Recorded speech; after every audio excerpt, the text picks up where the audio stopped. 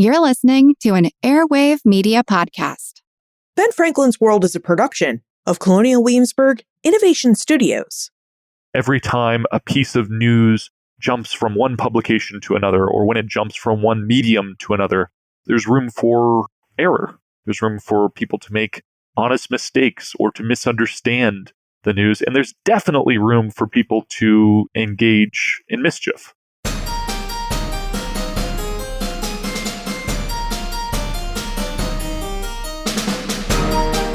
Hello, and welcome to episode 375 of Ben Franklin's World, the podcast dedicated to helping you learn more about how the people and events of our early American past have shaped the present-day world we live in. And I'm your host, Liz Covart. Over the last decade, we've heard a lot about fake news and misinformation. And as 2024 is an election year, it's likely we're going to hear even more about these terms. So what is the origin of misinformation in the American press? When did Americans decide that they needed to be concerned with figuring out whether the information they heard or read was truthful or fake?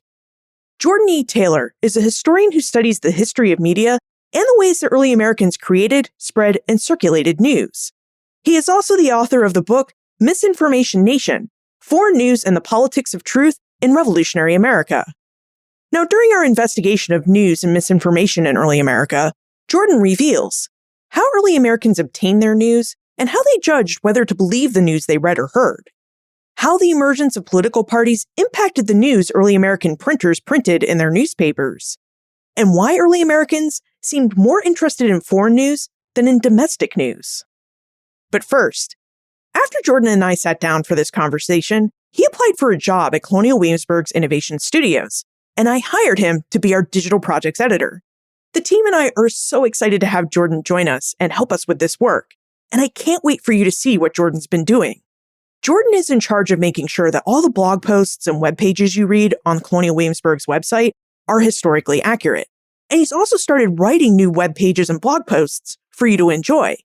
You can check out Jordan's work at colonialwilliamsburg.org, and I've included a link to his latest work, a new web page about the Brafferton Indian School, in our show notes. Okay, are you ready to investigate the history of misinformation in early America? Let's go meet our guest historian.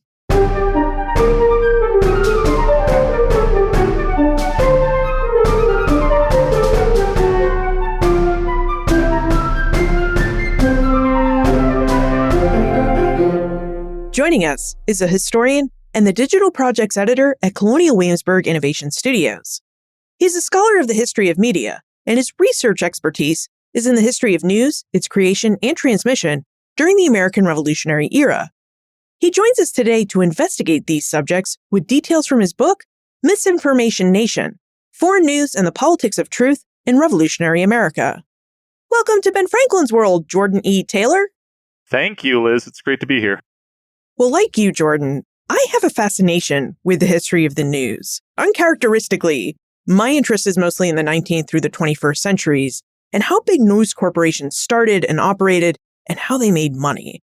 And my interest in the news really only started after I got into podcasting and became very interested in the subject of media and news. So that's my history with the history of news.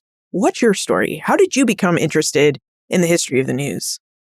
Yeah, I wish I had a great sort of superhero origin story about me being a paper boy or something growing up, or maybe like encountering the ghost of Ben Franklin. But with the benefit of hindsight, I think one of the big reasons I became a historian of news and information is that when I started graduate school in the early 2010s, focusing on the American Revolution, that was a moment in time when social media was really coming to the fore and starting to really rapidly change how Americans were collecting news and communicating. I'm sure most people remember, in some ways, it was a really exciting time. Stories were circulating about how Twitter and Facebook were driving the Arab Spring or were rallying together new political coalitions in the United States. There was a lot of dissatisfaction with traditional news media sources. A lot of people regarded it as tainted in some ways, biased toward corporate interests. And for them, social media had a lot of promise. It seemed to offer a way to remove like sort of this filter of elite gatekeepers who had played such an important part in the production of news in the past and sort of promised to empower people to communicate directly amongst each other. But then, as we spent more and more time online and as we spent more time on social media, I think we started to recognize the mixed blessings of this transition. If you knew just exactly how to navigate social media in all the right ways, you could become incredibly well informed. And if you didn't, you could become incredibly misinformed. So this kind of experience over the past decade or so has raised a lot of questions for me. When we empower people, are we also taking attention and power away from experts? Is American democracy entering a period when political decision-making is going to become unmoored from reality?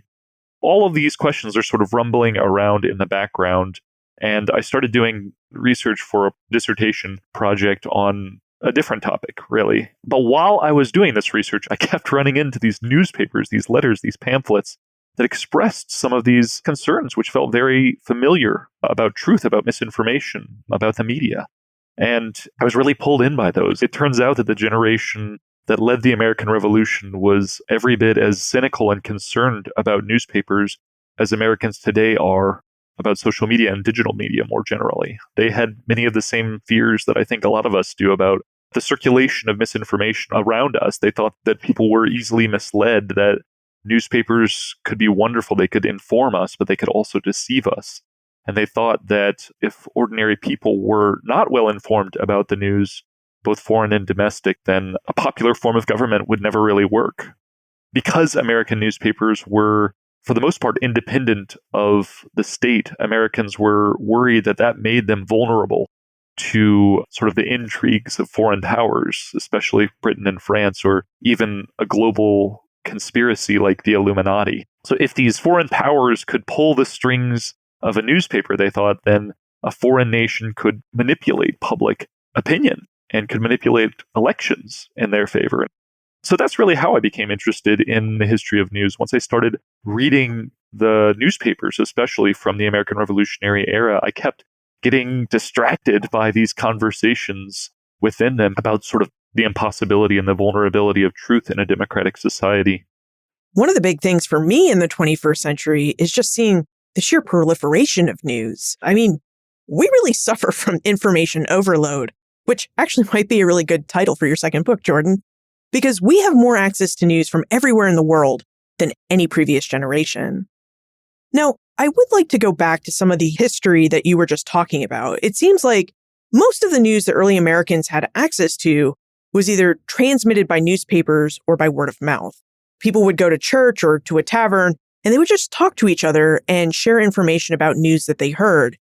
Is that the way you've seen it in your research, Jordan? Is that the way most early Americans were able to get their news, which was by newspapers or word of mouth? Yeah, those were really important. If you look particularly, as I do, at news that comes into North America from abroad, from the shoreline inward, you see really three important news media sources that would arrive on ships in American ports. One of those was letters, which we haven't mentioned. One of those was newspapers printed abroad. And one of those was just, like you said, sort of talkative people. So a ship would usually collect letters and newspapers before it departed. And once it arrived, the letters went to the post office, the newspapers went to the local print shop, and the people aboard would sort of scatter throughout the city. People would quiz new arrivals, looking for the latest details. Sometimes newspaper printers had to compete to try to get the letters or the newspapers that were on board so that they would have something to reprint. And in my opinion, people in early America were quite sophisticated in thinking about the advantages and the disadvantages of each of these kinds of news sources. So sort of oral reports that you would get from ship captains, from sailors, from passengers aboard a ship were really useful because you could engage in a conversation with those folks. You could ask follow-up questions. You could sort of probe them to see what kind of useful context that they might have. But there's a problem with those kinds of news sources as well, right? Which is that after you've been on a ship for weeks or months, and it would sometimes take a couple of months to travel from Europe to North America, your memory starts to get a little bit hazy. You might sort of paper over the cracks in your memories with a few details that you've concocted yourself. So some people really didn't trust news reports from folks who were doing the traveling, and they preferred either letters or newspapers. Letters are great in the sense that they can guide their recipients to think about how to approach other media. They can say, this rumor is false. This report that's going on in the newspapers right now originated with someone who isn't reputable, things like that. Letters were also really useful because they arrived in North America from a broader range of locations than newspapers, which tended to arrive mostly from the ports that Americans were trading with. The problem is letters didn't go into detail to the same extent that newspapers especially did. Letters were often really frustratingly for a historian full of sentences like, if you really want to read the news, you should check out the newspaper. I don't have time to write everything down. Or they would sort of complain that the hand was starting to cramp and refer their correspondent to a newspaper that's enclosed with the letter. So newspapers were great if you were after really detailed information, if you were after carefully sequenced narratives, if you wanted, quotations or reports about a legislative debate or something like that. Newspapers were the only way that someone thousands of miles away was going to get that kind of detail. But they were subject to the regulation and the intervention of foreign nations. They didn't necessarily come from a neutral place or from a trusted individual. In a lot of cases, they were printed at the behest of an imperial government or political party. Another problem with newspapers is that they didn't offer sort of the context that a letter or a conversation brought with them for understanding whether the contents were accurate. They were written for a particular audience at a particular moment, and they were most certainly not written for an American audience until, obviously material was pulled into American newspapers and reprinted, some of which didn't make a lot of sense to American readers as a result. So local newspapers printed in North America tried to pull all of this together. They did their best. Typically, most of the material they reprinted came from newspapers published abroad, especially from London and the rest of England, as well as some other European capitals. But newspapers also would print extracts from letters that they came across, and they would sometimes do their best to sort of summarize the local gossip that's pervading the city where their newspaper is being printed.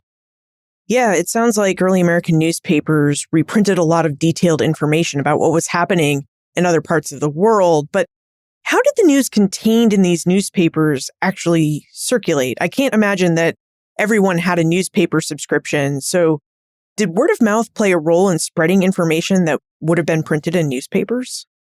Newspapers offer us as historians and people interested in the past a really useful window onto the kinds of news that people were consuming and discussing in the past.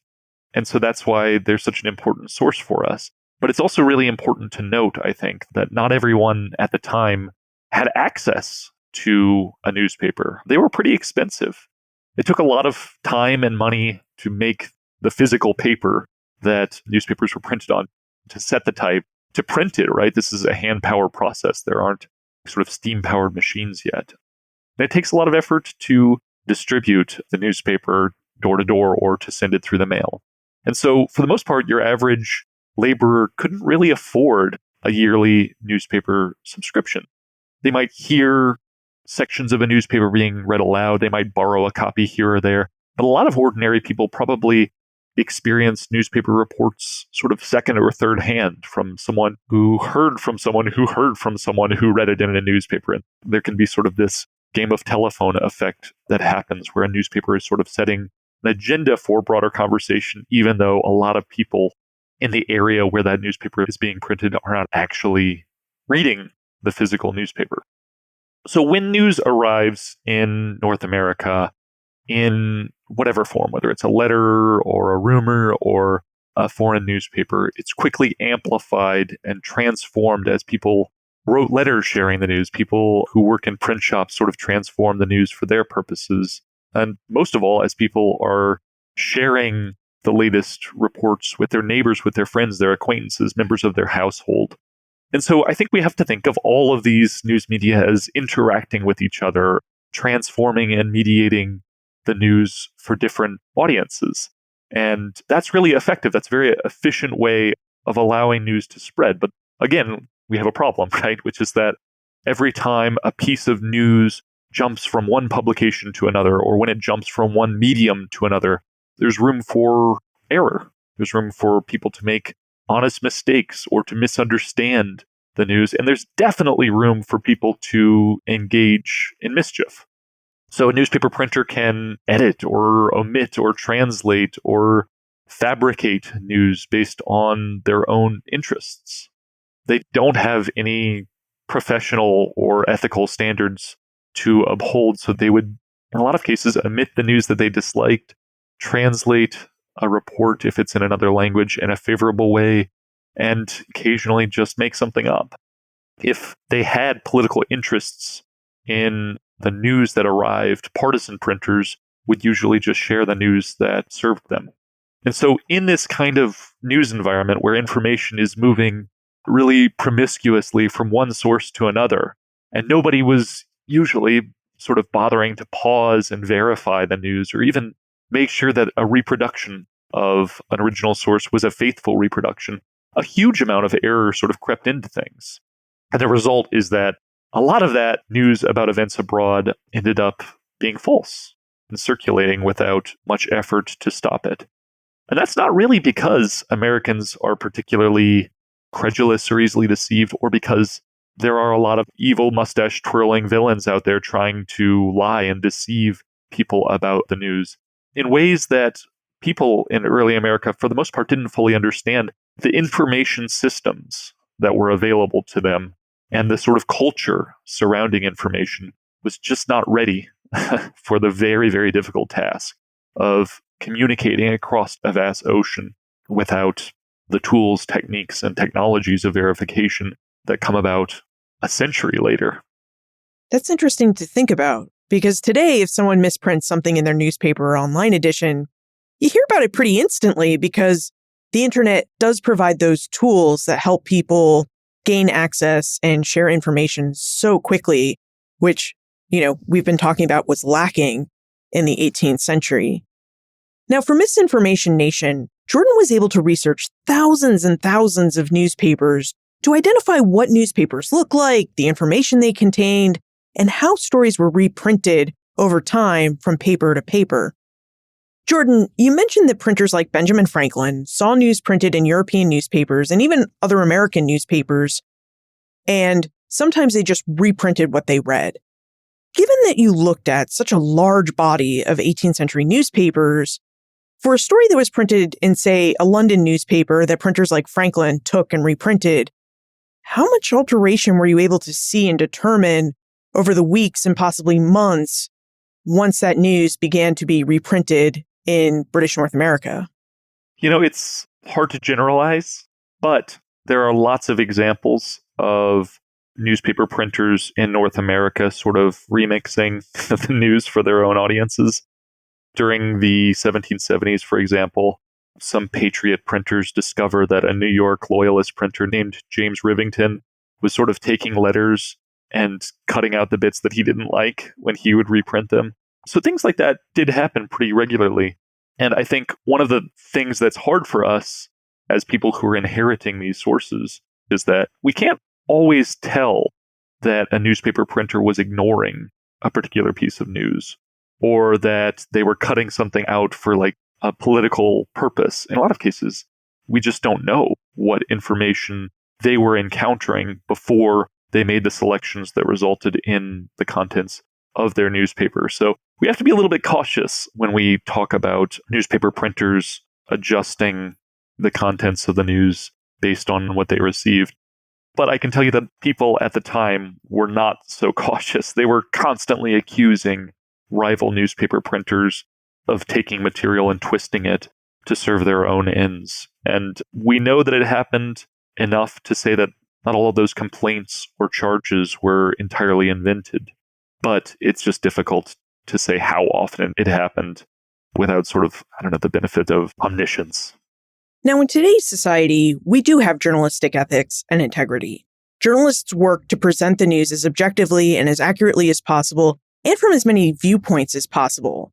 So for newspapers like the New York Times, the Los Angeles Times, the Washington Post, and the Wall Street Journal, people assume that journalists writing for these newspapers use journalistic ethics to present the news as accurately and as well-researched as possible. And Jordan, you mentioned earlier that there were no ethical standards in the 18th century. So did you have any method for gauging how trustworthy people believed newspapers to be, or how critical early Americans were of their newspapers because they knew there were problems communicating the news? Yeah, people were rightly suspicious of newspapers. They understood that the newspaper printers didn't have the ability to verify information before it was provided to them. And a lot of the early newspapers, including the Pennsylvania Gazette, published by Benjamin Franklin, that these newspapers were reprinting material almost without caring about whether it was true or false. Ben Franklin, when he was working at the Pennsylvania Gazette, he came in for some criticism from some readers at times for the material that he was sharing. And he wrote an essay, very well known to historians of newspapers, called An Apology for Printers, where he suggests that newspaper printers should share everything that they came across without regard to whether it's true or not. They should be totally neutral, sharing what he described as a great variety of things, opposite and contradictory, because he thought that, this is a quote, when truth and error have fair play, that the truth would always prevail. And so this is, in other words, a way of saying that false news isn't really harmful because people would always eventually be able to determine what was true and what was false. The earliest printers like Franklin usually just left it up to readers to decide what was true.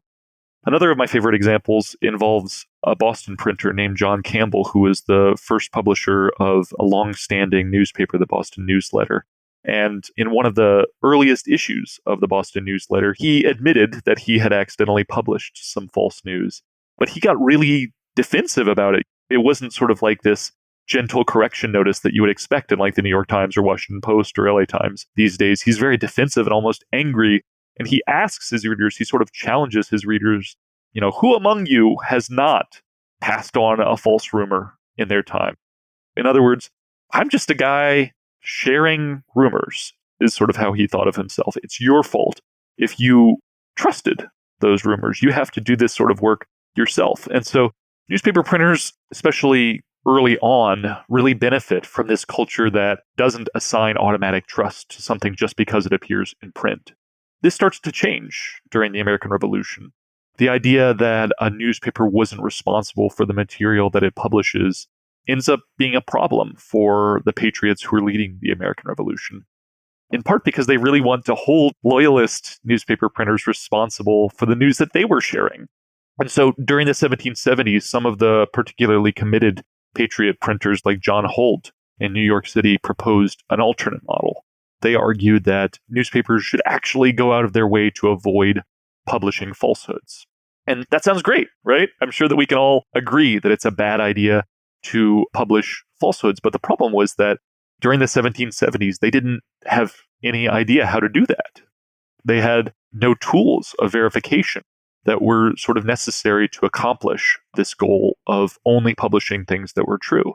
But nevertheless, this sort of activist style where patriot printers tried to only publish things that they considered to be true, this became relatively common in the late 18th century. It suited the partisan printers of the late 1780s and the 1790s especially.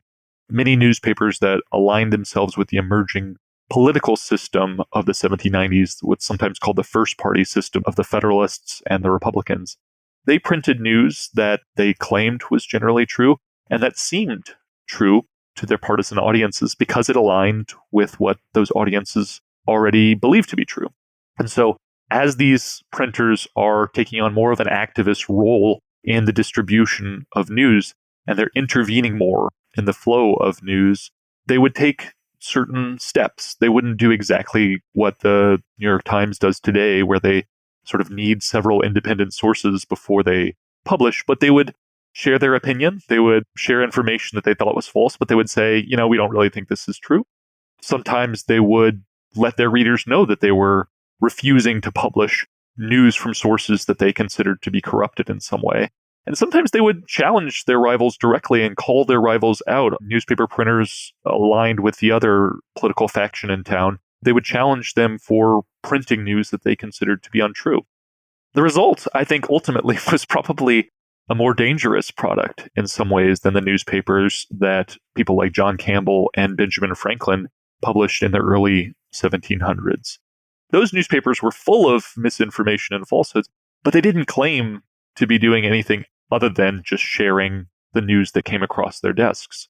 As these partisan newspapers are starting to publish material claiming that it's true, it could actually produce more misperception in the end. Because, again, these partisan newspapers didn't have any sort of secret weapon to detect falsehood or to verify news.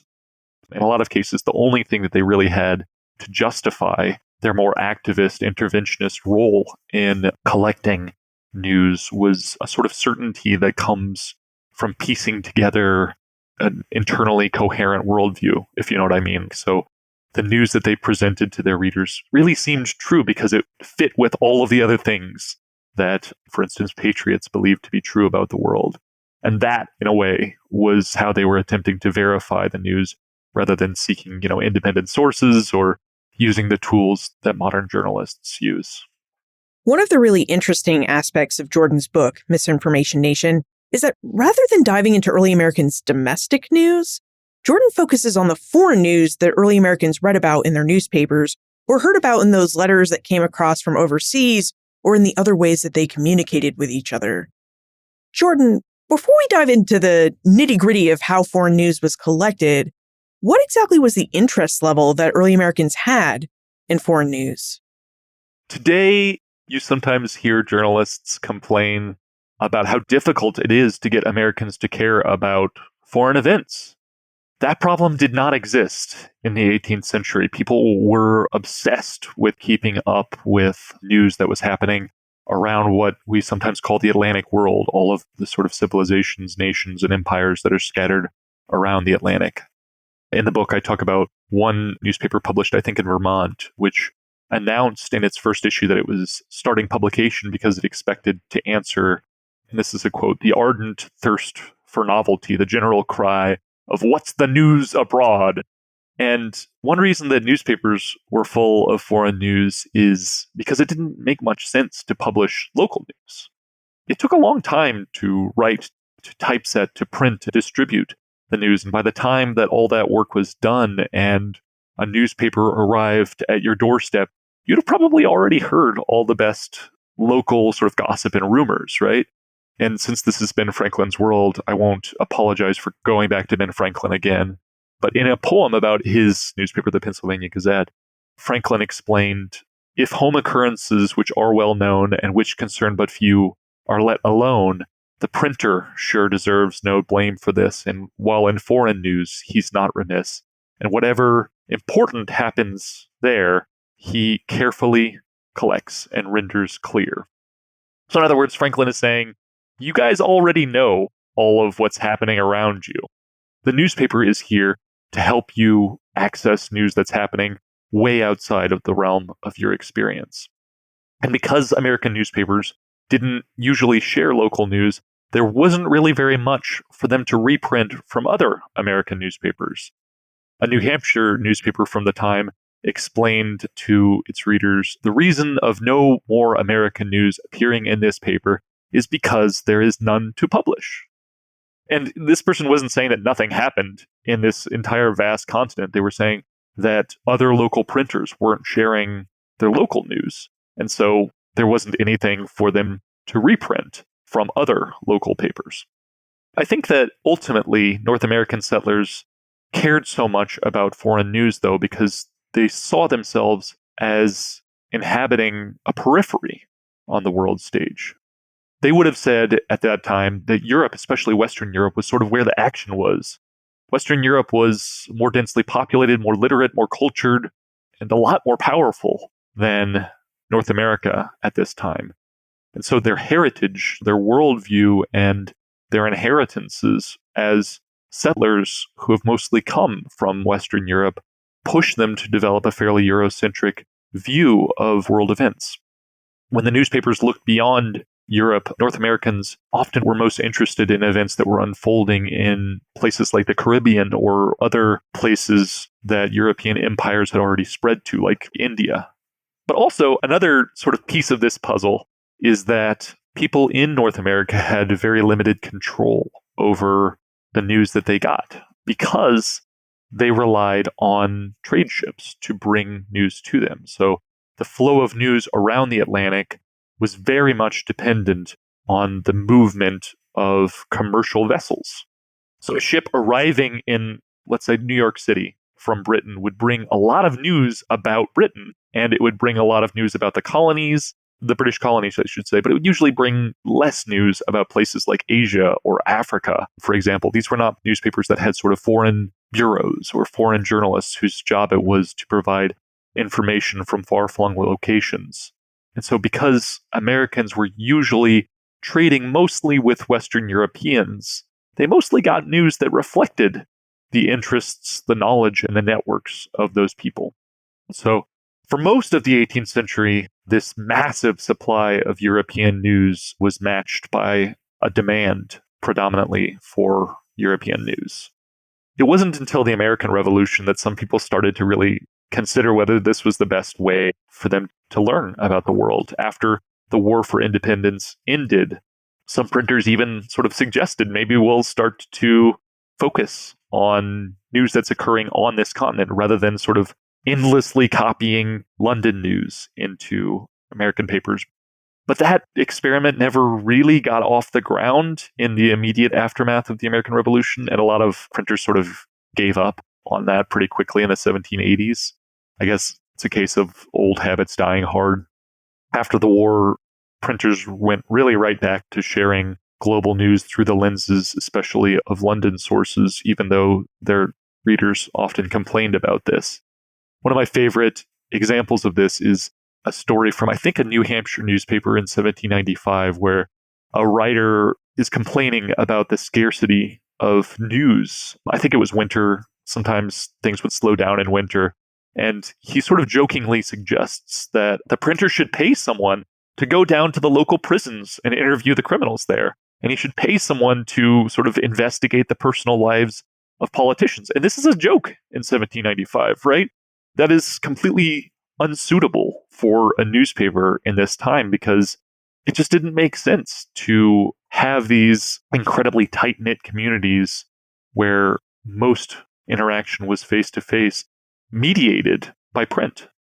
A few decades later, as these smaller communities expand and grow into large urban centers, that kind of local reporting is exactly the kind of thing that newspapers would start to focus on. But it isn't really until the 19th century that it even occurs to most newspapers to consider that as a possibility. We've spent a good portion of this first part of our conversation talking about misinformation and how news came over from Europe, sometimes months even after the event that it was talking about happened, and how it was carried by people through oral stories where, during the course of travel, their memories either faded or details were modified because memories changed as people traveled for months. Jordan, we need to take a moment to thank our episode's sponsor, but then we'd love to hear whether you found more instances of misinformation in Americans' foreign news than you did in their domestic news. Do you like working with wood? Are you someone who would love to know more about how people worked with wood during the 18th century? Colonial Williamsburg will host the 26th annual Wood in the 18th Century Conference, January 25 through January 28, 2024. The theme of this year's conference is by the book. Conference presenters will help you explore how 18th century craftspeople turned printed words and images into actions and objects, how they filled in the blanks when instructions fell short of words or images, and how early American woodworkers used their own ink and paper to leave us an understanding of how they accomplished their work. You can attend the Wood in the 18th Century Conference in person at Colonial Williamsburg or virtually from the comfort of your own home and workshop. All you need to do is register at benfranklinsworld.com/woodworking. That's benfranklinsworld.com/woodworking. Jordan, did you find more instances of misinformation with foreign news than you did with domestic news? And if you did find more instances of misinformation, how did misinformation in foreign news impact early Americans' outlook on the world and perhaps even their domestic policies and politics? I think that there are a lot of opportunities to get away with deception and for misinformation to go undetected when you're thousands of miles away from where the event that you're referring to actually occurred. So misinformation can spread about domestic events very easily, but there's more of a tendency for corrections to arrive rapidly. If you're spreading a false story about, there were stories that George Washington died during the American Revolutionary War, which is not true. And that kind of thing could be pretty quickly squashed because all he had to do was just poke his head out of a carriage and say, hey, I'm not dead, Whereas a piece of news that was false that originated in Paris, it could take months for a correction to arrive in the United States, and it wasn't necessarily more credible than the initially misleading piece of news. So by the time that correction arrived, in a lot of cases, people would have moved on. People would be thinking about the next thing. People wouldn't really care about it. It wouldn't get the same attention as the more juicy or exciting piece of false news. That's really the nature, I think, of misinformation as we're finding out to our cost today. That false news often is able to seize people's attentions in a way that the truth doesn't, because, the truth is often kind of boring. So that's part of it. Just this sheer separation, the sheer distance means that foreign news has a different quality and foreign misinformation is more impervious to correction than news that originates and spreads more locally. The American Revolution, from the way that you talk about it, seems like it was a turning point in early American journalism in terms of the ways that newspapers were printed and the information that those newspapers contained. Could you speak a bit more about what the American Revolution meant for the development of early American news and newspapers? The major impact that the American Revolution has on the news media is that it makes the business of collecting news more political. The arrival of these new Republican forms of government create all kinds of problems for newspapers. The biggest problem is the recognition that newspapers could shape or even determine public opinion.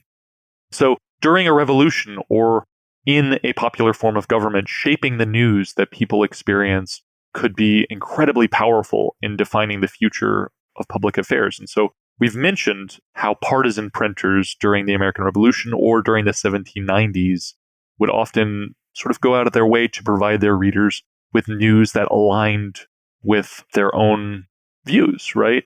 And sometimes that would lead them to intentionally or unintentionally provide false information to their readers. The stakes of the American Revolution and the stakes of political participation in the early republic meant that it wasn't so easy for someone like Ben Franklin to just dismiss misinformation as a minor concern, as you were able to do in the colonial era. What you see instead is newspaper printers who are starting to become fiercely protective of their reputation for veracity or truthfulness. One of the easiest ways to get away with spreading false information in this time is to just add a false citation to a piece of news that you invented. And when this happened, very often rival printers would be watching and they would accuse each other of doing this, whether it was true or not. This happened in the late 1760s, in fact, in Boston, where a couple of loyalists named John Mean and John Fleming launched a loyalist newspaper. And after their very first issue, a writer in a Patriot newspaper accused them of faking a story about one of the Patriot allies in Parliament, publishing it, and they wrote, under cloak of having been taken from the London papers. So when he saw this, the loyalist printer, John Mean, he went to the Patriot print shop to demand the name of the author of this accusation, and the Patriot printers of the Boston Gazette, they refused to provide this information. So the loyalist printer, John Mean, he storms out, and a few days later, he violently attacks one of these Patriot printers in the street. And the accusation that he had intentionally deceived his readers was enough for this loyalist printer, John Mean, to actually fight about it in the streets of Boston.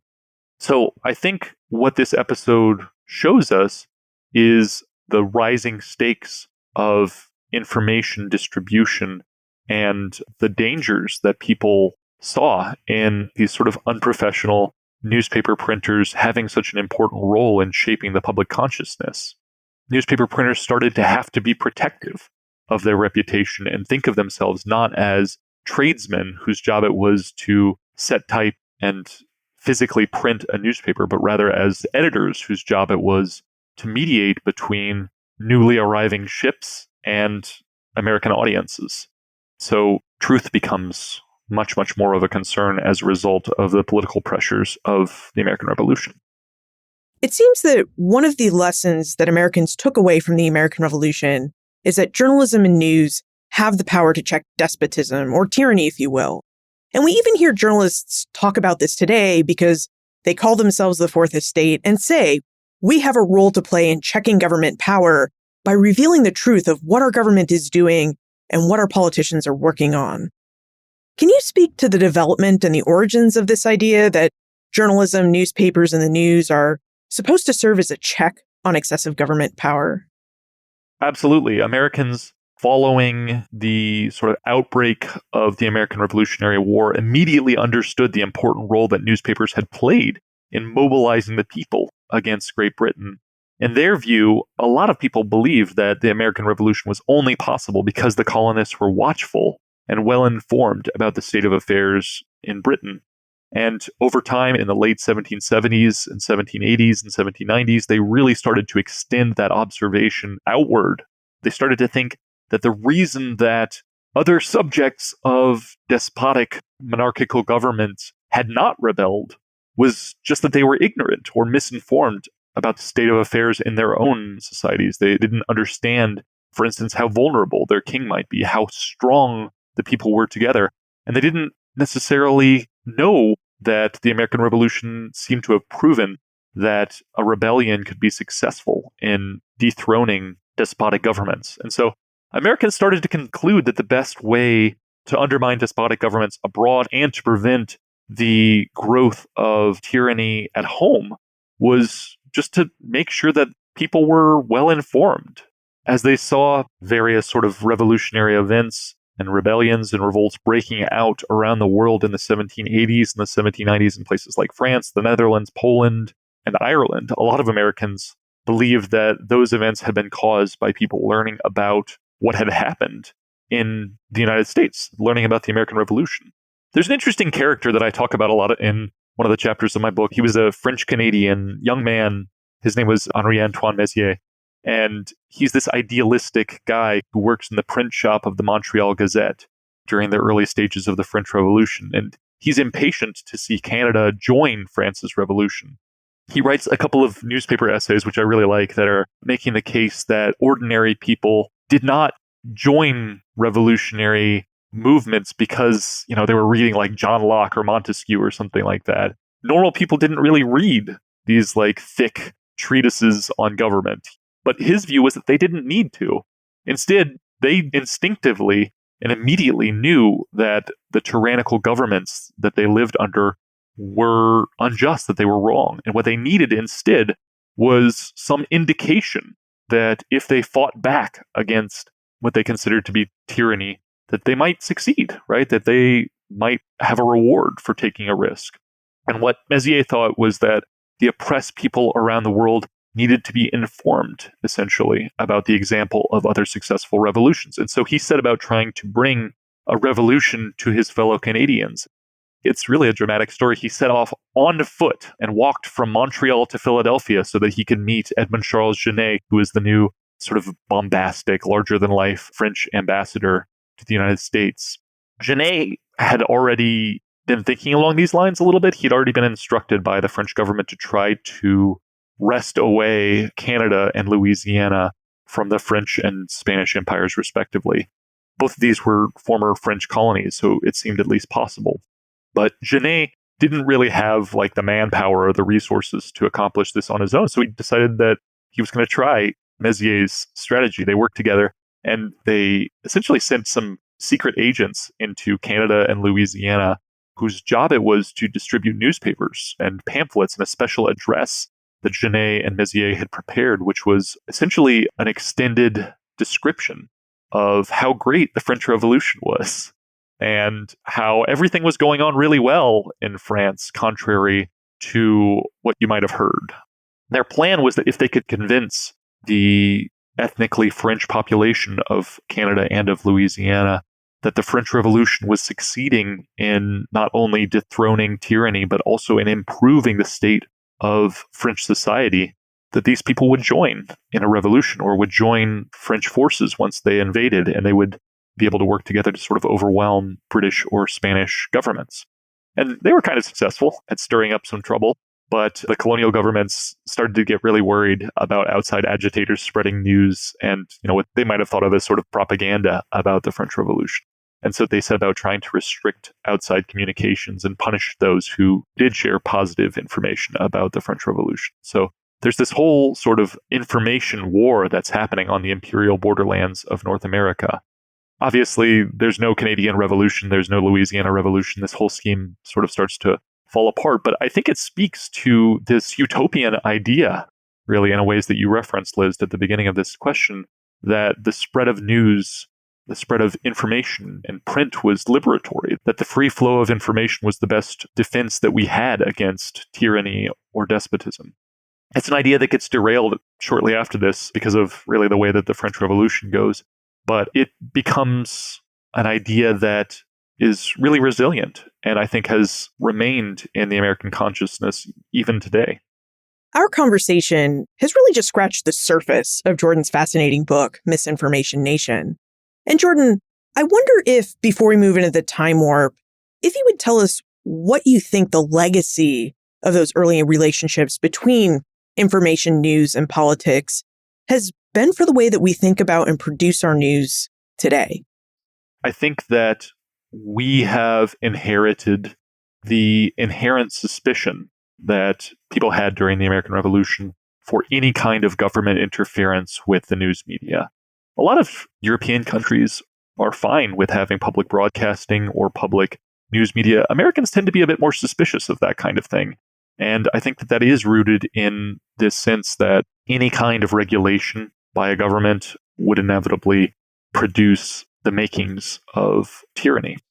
But I also think that the attitudes that the founding generation had toward the flow of information and their really pervasive fear of false news, it really shaped in an important way how the founding generation thought about the political institutions that they were in the midst of creating.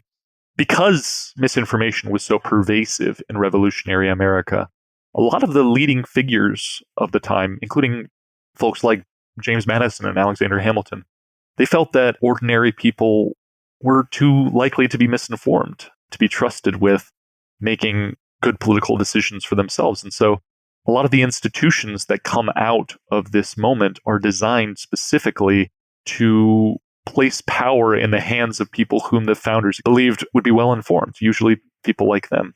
And so some of the most anti-democratic constitutional and institutional features of American politics today, from gerrymandering to the Electoral College, we could say, developed in part because of this pervasive fear that the masses, in effect, were too credulous to determine what was true. But ultimately, I think there are a lot of ways to interpret that story. I've had people tell me after reading this book or hearing me talk that it's very depressing. I've had people tell me that they think it makes them more hopeful. I don't know. It's up to you. One thing that I do think is true is that the founding generation would have agreed that a republic works best when its people are well informed.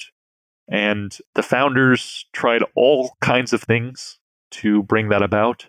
One of those was to wage battle, really, with people that they considered to be deceivers, people they considered to be spreaders of misinformation.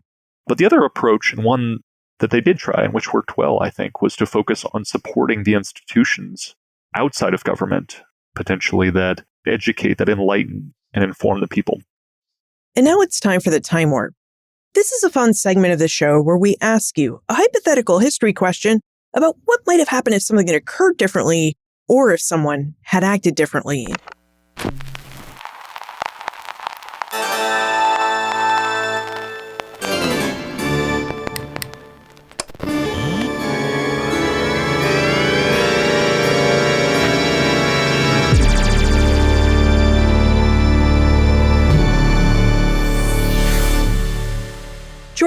In your opinion, how do you think the American Revolution would have progressed differently if British colonial newspapers had been overseen by the British government?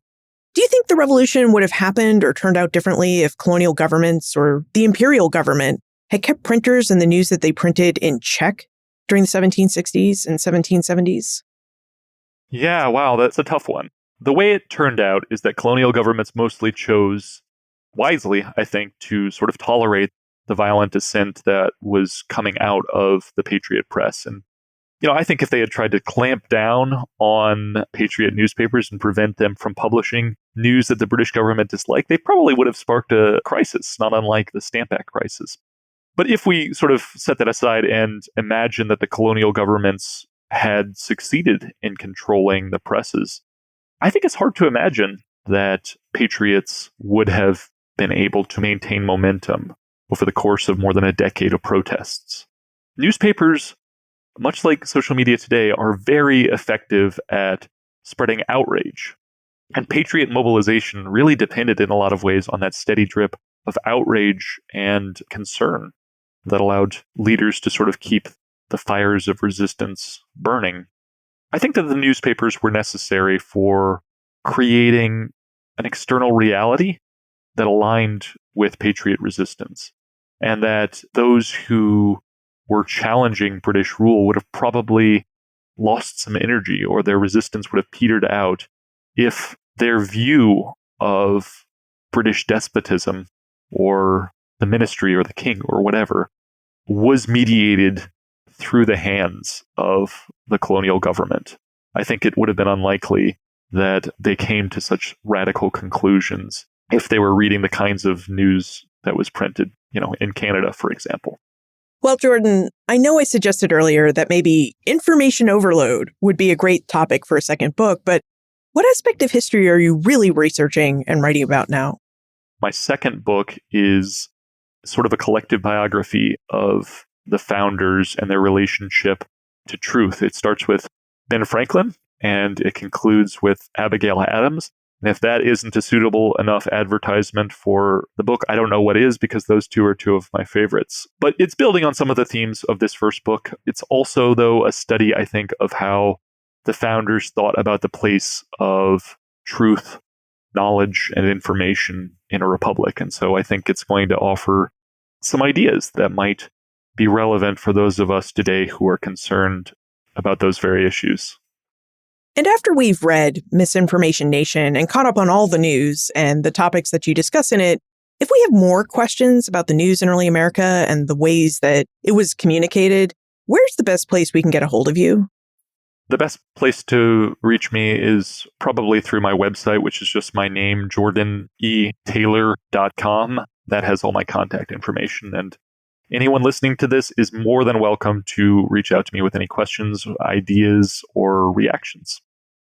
Jordan E. Taylor, thank you for taking us through the news, how it was reported, how it spread, and the dangers of misinformation in the early world of early America. Thank you, Liz. It turns out that Americans have been concerned with misinformation in their news since they were colonists. The first newspaper printed in colonial British America was the Boston Newsletter, a weekly newspaper begun by printer John Campbell on April 24, 1704. As Jordan related, news from England and London dominated the pages of Campbell's paper, with local news taking up just one column of this multi-page paper. Now, British Americans craved news from Europe and London. Whether they lived in small towns or cities, settlements in British North America tended to be small enough where most people knew each other, and news about the happenings around town spread quickly by word-of-mouth reports. So early Americans craved reports about the news happening outside of their local areas, and especially of news happening with their imperial governments back in Europe. Now, as Jordan explained, getting news from Europe wasn't generally a problem, given that lots of ships went back and forth across the Atlantic Ocean. What did pose a problem was getting accurate news from Europe. Atlantic crossings could take months, so news from Europe was sometimes altered as people's memories of events faded and changed during their Atlantic crossing, and as new details emerged in the days and weeks following an event and the initial news reports that were dispatched to North America. Therefore, early Americans might generally know what happened in Europe, but the finer details of events would often be wrong unless they had received those details in a letter or a press clipping. Now, holding printers like Benjamin Franklin accountable for the misinformation or fuzzy details that appeared in their newspapers did not become an action that Americans took until the American Revolution. The American Revolution taught Americans how print media could help foment revolution and war by shaping people's opinions and views of the world. So loyalist and revolutionary printers alike started trying to hold each other accountable for reporting only truth and facts. Of course, the American Revolution was also the period when Americans began to realize the political benefits of printing fake news and misinformation in an effort to sway public opinion in favor of the worldview that the printer or the printer's sponsor wanted to see into reality. In part, founders like James Wilson and James Madison created institutions like the Electoral College, which places presidential elections in the hands of state electors rather than in the people's hands by popular vote, because they feared highly partisan printers would use their newspapers to spread fake news and misinformation to sway and swing voters to the candidates of their choice. So Americans have worried about the use of fake news in elections since the earliest days of the early American Republic. And yet, it is also true that Americans rely on their news sources to help them keep would-be tyrants, corrupt officials, and despotic governors in check. During the founding period, Americans believed that a republic and its democratic institutions work best when citizens were well informed. If citizens understand that someone in government is misusing their tax dollars or not serving the voters' best interests, then well-informed citizens can use their elective power to vote people out of office or move their congresspeople to invoke the Constitution's protective procedures to remove that official from office. So news media has always played an important role in helping Americans safeguard their republic and its democratic institutions. At the same time, it has also always been the responsibility of individual Americans to ensure that they are literate in the ways of media so that they can safeguard the republic and its democratic institutions by making well-informed decisions as to what is truthful news versus fake news. You'll find more information about Jordan, his book, Misinformation Nation, plus notes, links, and a transcript for everything we talked about today, all in the show notes page. benfranklinsworld.com/375. If you're interested in reviewing the skills that a citizen must have to be media literate, my friend Erica Mandy, the journalist and host behind the Newsworthy podcast, has created a one-page guide called 7 Ways to Check If News is Biased or False. I've included a link to this guide on the show notes page. Friends tell friends about their favorite podcasts. So if you enjoy Ben Franklin's World, please tell your friends and family about it. Word-of-mouth recommendations are the best way for podcasts to find new listeners. Production assistance for this podcast comes from my colleagues at Colonial Williamsburg Innovation Studios, Katie Schinnebeck, Ashley Bachnight-Claybrooks, and Ian Tonat. Breakmaster Cylinder composed our custom theme music. This podcast is part of the Airwave Media Podcast Network. To discover and listen to their other podcasts, visit airwavemedia.com. Finally, is there something else about the history of news or media in early America that you'd like to know more about? Please tell me. Liz at benfranklinsworld.com. Ben Franklin's World is a production of Colonial Williamsburg Innovation Studios.